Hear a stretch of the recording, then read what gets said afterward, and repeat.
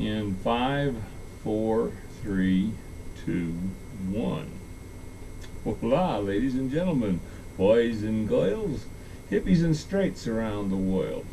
Climb aboard for another ride on the Citizen Journalist Soapbox today. I'm John Konopak, aka Dr. Woody, down in Albuquerque, New Mexico, and I want to talk today, or I want to do something today I want to call counting coup. Woody occasionally gets accused of O-bottery because I don't faithfully agree with and or amplify every shred and wrinkle of criticism cast at our esteemed President LowBar. Yes, he's co-opted. Yes, he's corrupt. Yes, he's a tool of the oligarchs. And no, he's not an advocate of the common man. And no, he's no foe of the capitalist corporates. And no, he's not going to prosecute his predecessors. And your point? I mean, for instance, a poster complained today up on Facebook about, I've attached it should be on a crawl right now, in fact, a reference if you want to look for it, a complaint that President LowBar was responsible for the coup, which by now apparently, and finally, gosh, how long has it taken, has begun to become a little more apparent to a few more people out there.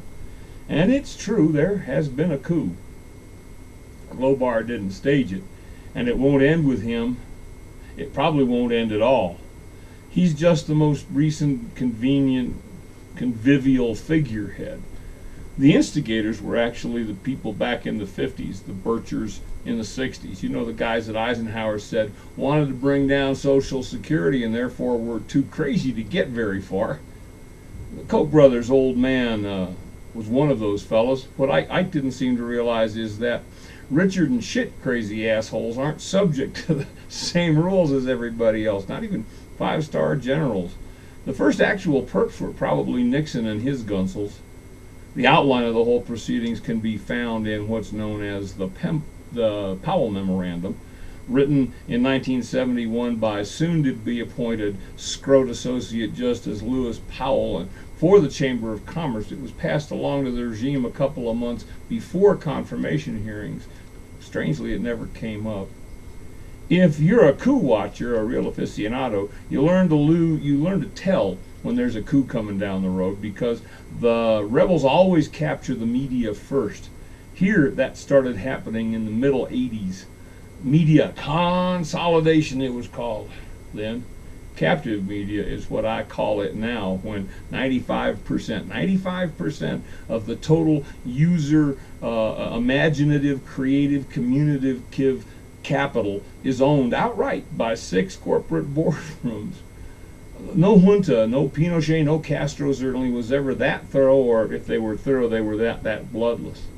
The deal was completed, of course. The last signatures were inscribed in December 2000 when the Scroats installed the Chimperer.